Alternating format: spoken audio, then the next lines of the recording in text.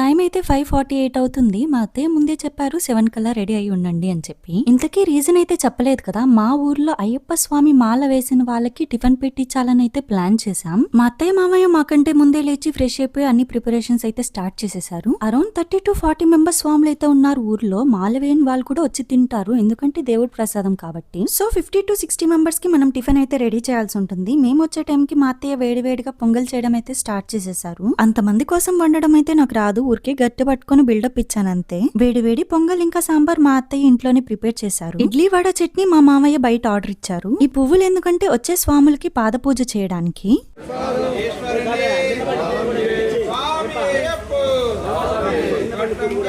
First మా మామయ్య కాలు కడిగి పాద పూజ అయితే కంప్లీట్ చేసుకున్నాను. అక్కడికి వచ్చిన మిగతా స్వాములకు కూడా నేను మా అత్తయ్య కలిసి పాద పూజ కంప్లీట్ చేసుకున్నాం. పాద పూజ అంటే మాల వేసిన స్వామి పాదాలు పల్లెంలో పెట్టిన తర్వాత కాళ్ళు కడిగి పసుపు కుంకుమ పెట్టి పువ్వులు చల్లి మనం బ్లెస్సింగ్స్ అయితే తీసుకోవాల్సి ఉంటుంది. పాద పూజ పాలతో అయితే చేయాల్సి ఉంటుంది. సో ఆ వాటర్ లో పాలు కలిపి మేము పాద పూజ అయితే చేసాం. ఒక స్వామి పాద పూజ కంప్లీట్ అవ్వగానే ఆ పల్లెంలోని పాలు పడేయాలి. నెక్స్ట్ వచ్చే స్వామికి పల్లెం నీట్ గా పెట్టాలి. ఇవన్నీ కొత్తగా నేను తెలుసుకున్న విషయాలు. తెలియని వాళ్ళ కోసం ఈ వీడియోలో అయితే ఎక్స్ప్లెయిన్ చేశాను. స్వాములకు పెట్టే ఏ టిఫిన్ అయినా భోజనాన్నైనా మేము బిచ్చమని అంటాం. పాద పూజ కంప్లీట్ అవ్వగానే లోపలికి వెళ్లి స్వాములు అయ్యప్ప స్వామికి పూజ అయితే కంప్లీట్ చేశారు. తర్వాత స్వాములందరూ కలిసి బిచ్చం తినడం అయితే స్టార్ట్ చేశారు. ఫైనలీ దేవుడి దగ్గర పెట్టిన ప్రసాదాన్ని నాకు సాయికి బిచ్చంగా ఇచ్చారు. అందరూ తినేసిన తర్వాత ఇంటికైతే వచ్చేసాం. డే అయితే చాలా బాగా జరిగింది.